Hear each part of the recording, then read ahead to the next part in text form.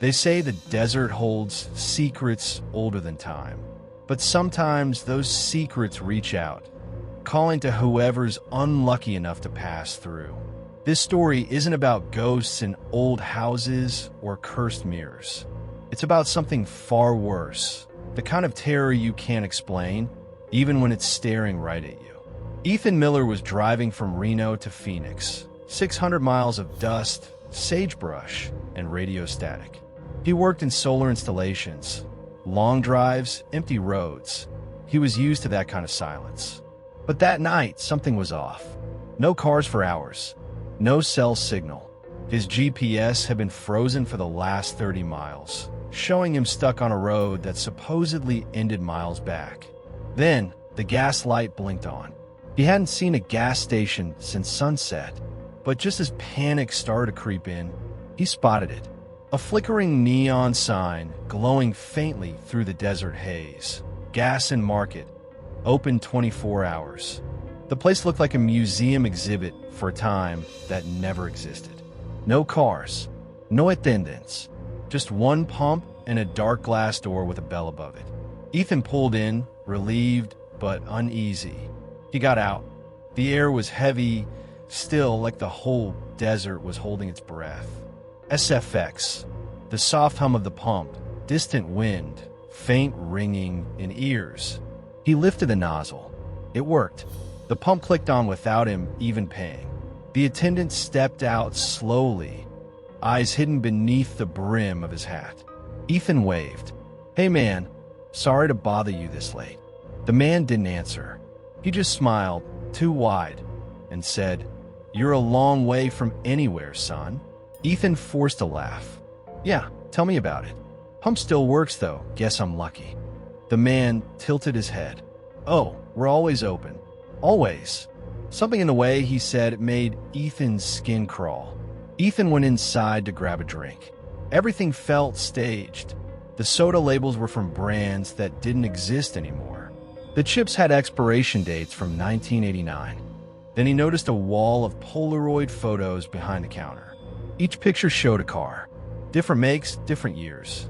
In every photo, the same gas station in the background. And in every single one, the driver looked terrified.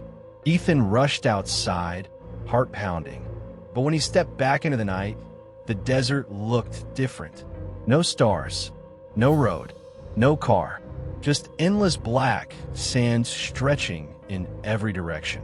The gas station was floating in a void, an island of light in an ocean of nothing. He turned to run back inside, but the door was gone. Just a wall of glass with his reflection staring back, smiling at him. They found Ethan's car 3 days later. Engine running, headlights still on, tank completely full. No sign of him. Locals say if you drive that stretch of Highway 50 long enough, you might see the sign flicker on the horizon. Open 24 hours. Just don't stop. If you've ever gone camping in the Rockies, you know how far the wilderness stretches. No lights, no roads, just endless silence.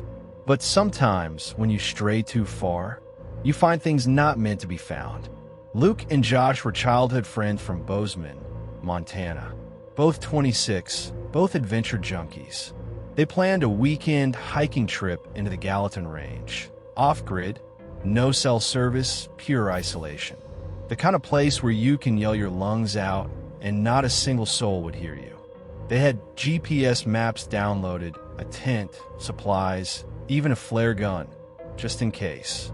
But that just in case moment came sooner than they expected. At 9:43 p.m., Luke's GPS screen froze.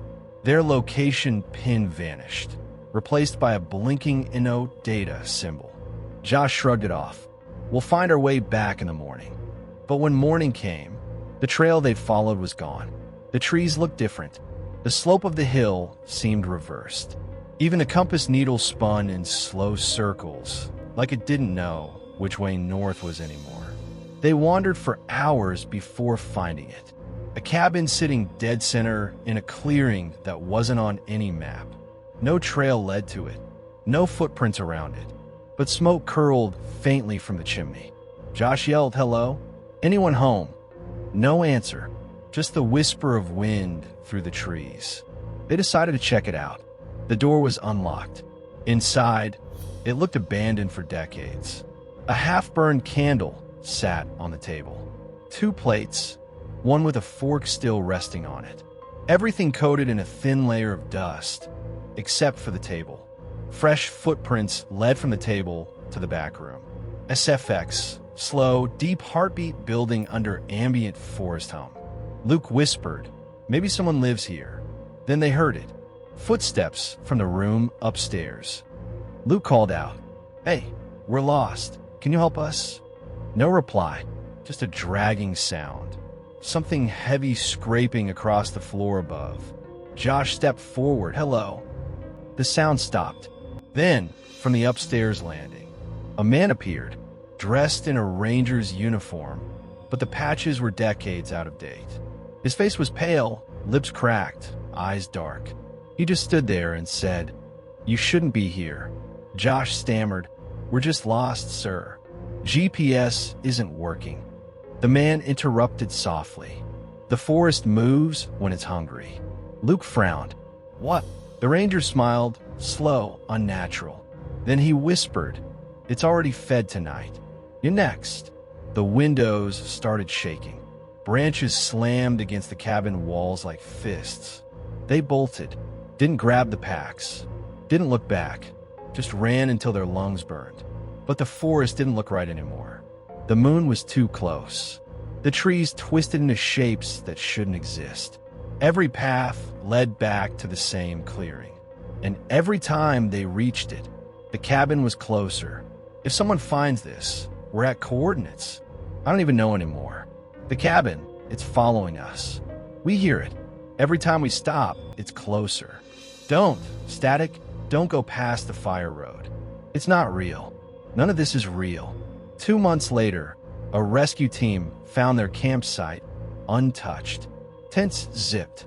Food still sealed. No sign of Luke or Josh. But 3 miles north, searchers found something strange. A cabin foundation, rotted wood, burned decades ago. It had collapsed in 1974. They say if you camp deep enough in the Gallatin Range, you might see smoke rising from the trees. Don't follow it, because some places remember you. Story 3. The Vanishing Motel on Route 191. They call Route 191 the Devil's Highway. It stretches through the Arizona desert.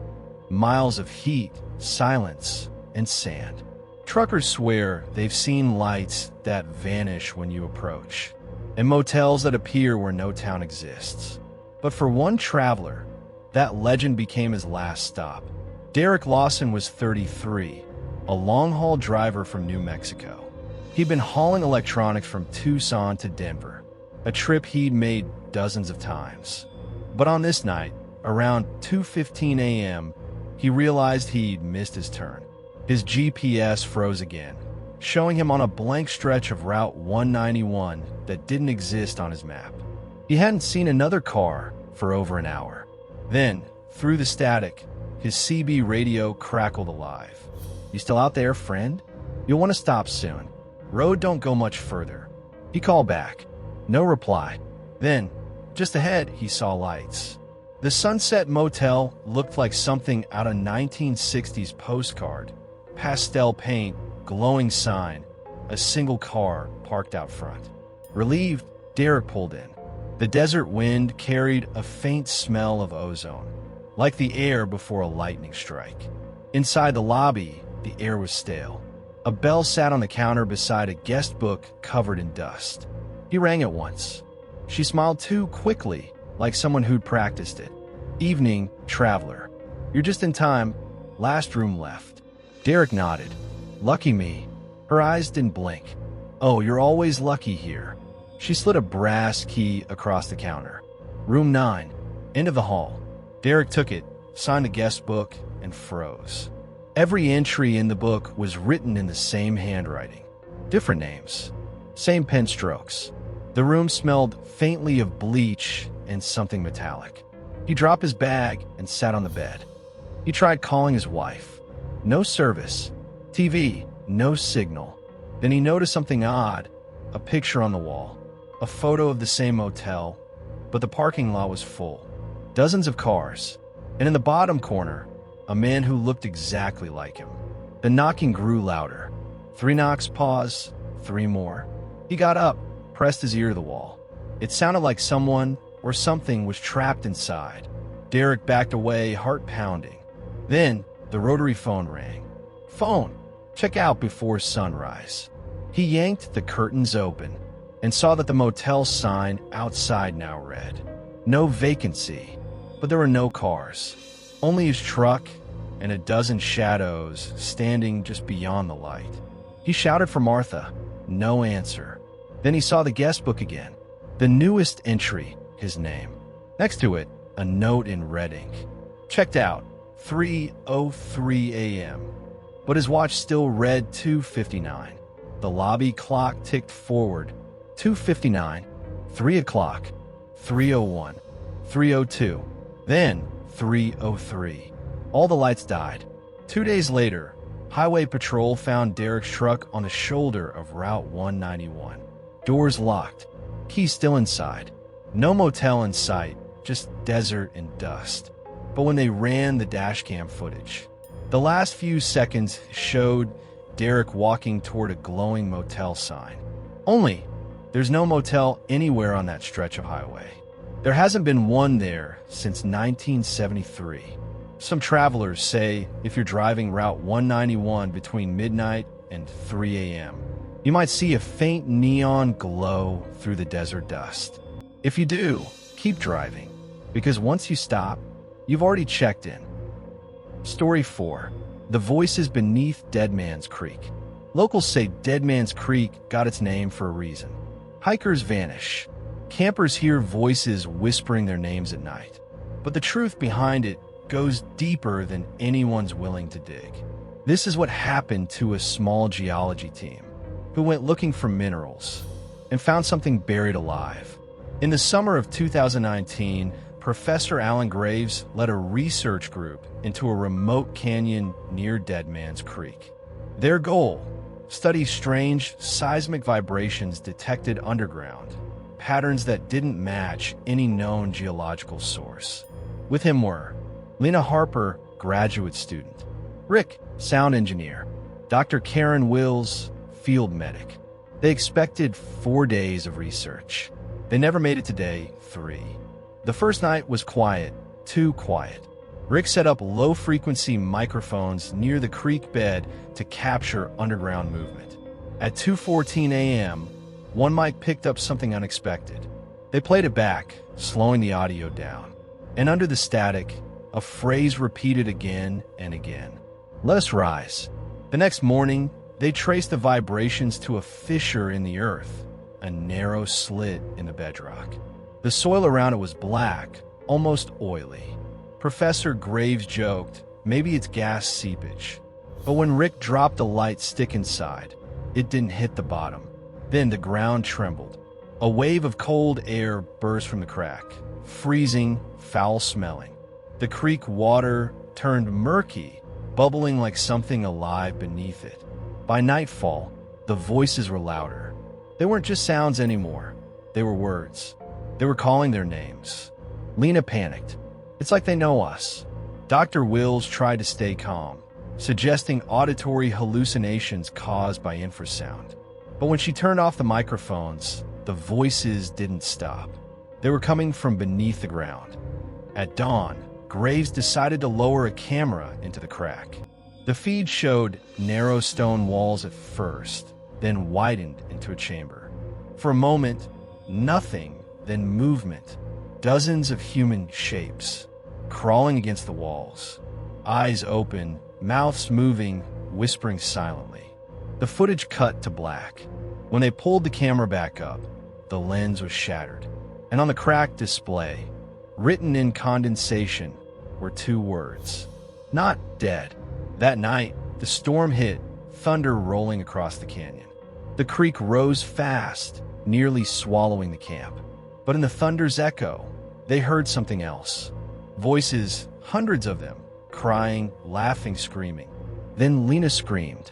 Figures were moving in the floodwater, arms reaching out, faces rolling just beneath the surface. She ran and slipped straight into the creek. Graves dove after her, and both disappeared into the current. By morning, only Rick and Dr. Wills made it back to the trailhead.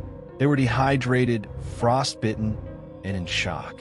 They told rangers the ground was alive, that people were breathing under it. Search teams found no bodies, but the camp gear had been buried under 4 feet of soil, as if the earth itself swallowed it overnight. 2 years later, Rick returned. He couldn't sleep, couldn't escape the whispering. He recorded one final entry on his laptop. They won't stop calling me. I hear them every night. It's not a place, it's something living. Deadman's Creek isn't a name. It's a warning. They're under every road, under every town waiting. And when they wake, Deadman's Creek remains closed to the public. No trace of Professor Graves or Lena was ever found. But locals still hear whispers when the water runs low, voices rising through the soil. So if you ever camp near a quiet creek in Oregon and the ground starts to breathe, run. You survived 4 stories of pure nightmare. Or did you? Hit like if you're brave, subscribe if you dare, and comment, I survived, prove you made it out.